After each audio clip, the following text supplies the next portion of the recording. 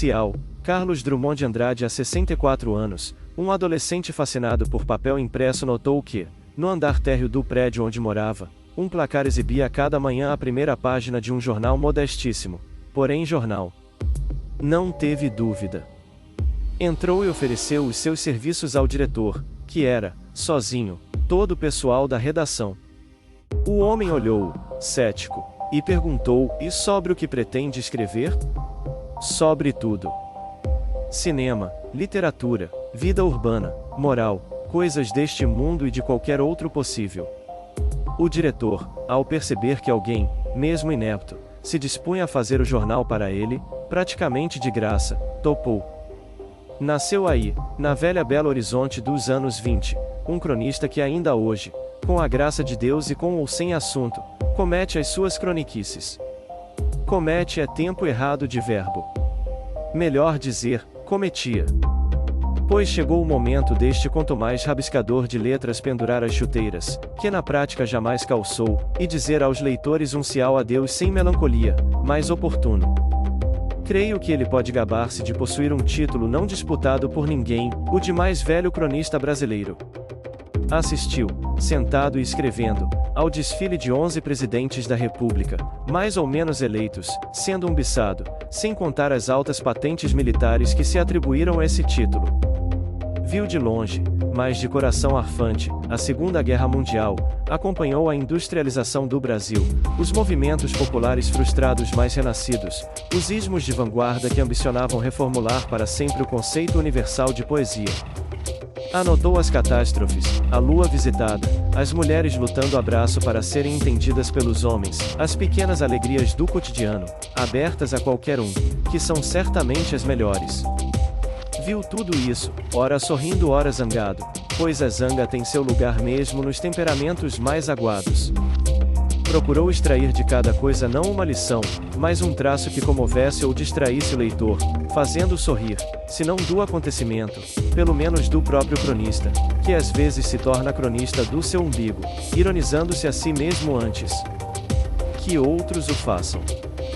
Crônica tem essa vantagem, que não obriga ao paletó e gravata do editorialista, forçado a definir uma posição correta diante dos grandes problemas, não exige de quem a faz o nervosismo saltitante do repórter, responsável pela apuração do fato na hora. Mesmo em que ele acontece, dispensa a especialização suada em economia, finanças, política nacional e internacional, esporte, religião e o mais que imaginar se possa. Sei bem que existem o cronista político, o esportivo, o religioso, o econômico, etc., mas a crônica de que estou falando é aquela que não precisa entender de nada ao falar de tudo. Não se exige do cronista geral a informação ou comentários precisos que cobramos dos outros. O que lhe pedimos é uma espécie de loucura mansa, que desenvolva determinado ponto de vista não ortodoxo e não trivial e desperte em nós a inclinação para o jogo da fantasia, o absurdo e a vadiação de espírito. Claro que ele deve ser um cara confiável, ainda na divagação. Não se compreende, ou não compreendo, cronista faccioso, que sirva a interesse pessoal ou de grupo, porque a crônica é território livre da imaginação, empenhada em circular entre os acontecimentos do dia, sem procurar influir neles. Fazer mais do que isso seria a pretensão descabida de sua parte. Ele sabe que seu prazo de atuação é limitado, minutos no café da manhã ou à espera do coletivo. Com esse espírito, a tarefa do croniqueiro estreado no tempo de Epitácio Pessoa, algum de vocês já teria nascido nos anos antes de Cristo de 1920? Duvido, não foi penosa e valeu-lhe algumas doçuras. Uma delas ter aliviado a amargura de mãe que perderá a filha jovem. Em compensação, alguns anônimos inominados o desancaram, como a lhe dizerem, é para você não ficar metido à besta, julgando que seus comentários passarão à história. Ele sabe que não passarão. E daí? Melhor aceitar as louvações e esquecer as descalçadeiras. Foi o que esse outrora rapaz fez ou tentou fazer em mais de 6 décadas.